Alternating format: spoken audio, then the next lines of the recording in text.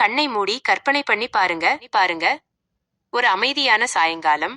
சுத்தி பெரிய பெரிய மரங்கள். நடுவுல ஒரு பழங்காலத்து காலேஜ் பில்டிங். அந்த பில்டிங்குக்குள்ள ஒரு குட்டி ரூமு.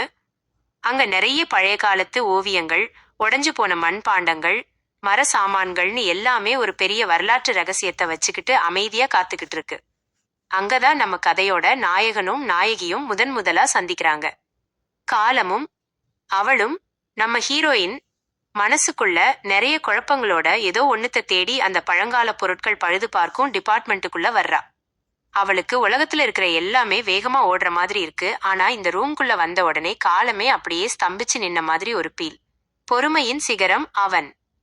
அங்க அமைதியா ரொம்ப பொறுமையா உட்காந்து ஒரு உடைஞ்சு போன களிமண் சிலையோ இல்ல ஒரு பழைய ஓவியத்தையோ சரி பண்ணிட்டு இருக்கான் நம்ம ஹீரோ. அவனுக்கு உலகத்துல இருக்கிற மத்த சத்தத்தை விட அந்த பழங்கால பொருட்கள் சொல்ற ரகசிய கதை தான் ரொம்ப பிடிக்கும். ஆரம்பத்துல 2 பேருக்கும் பெருசா பேச்சுவார்த்தையே இல்ல. ஏன்னா இந்த கலைப்பொருள் பழுது பாக்குற வேலைக்கு முக்கியமே பொறுமைதான். ஒரு குட்டி பீஸ ஒட்ட வைக்கிறதுக்கே மணிக்கணக்குல வெயிட் பண்ணணும். ஒட்டி கொண்ட மனசுகள் அப்படி அவங்கள் பக்கத்துல உட்கார்ந்து அந்த பழைய பொருட்களை புதுப்பிக்கும் போது அவங்களுக்கே தெரியாம அவங்களுக்குள்ள ஒரு மெல்லிய காதல் வளர ஆரம்பிக்குது. வெளியில இருக்கிற உலகம் ரொம்ப ஸ்பீடா ஓடிட்டு இருக்கும் போது இவங்க 2 பேரும் மட்டும் அந்த சின்ன ரூம்குள்ள காலத்தை மறந்து ஒன்னா வேலை பாக்குறாங்க.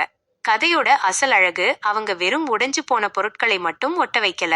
வாழ்க்கையில அவங்க மனசுக்குள்ள இருந்த சின்ன சின்ன காயங்களையும் ஏமாற்றங்களையும் ஒருத்தருக்கு ஒருத்தர் துணையா இருந்து அன்பால மெல்ல மெல்ல குணப்படுத்துறாங்க. ரொம்ப ஆர்ப்பாட்டம் இல்லாம மெதுவா பெய்யற தூறல் மாதிரி மனசை லேசாக்குற ஒரு அழகான கதைதான் இது.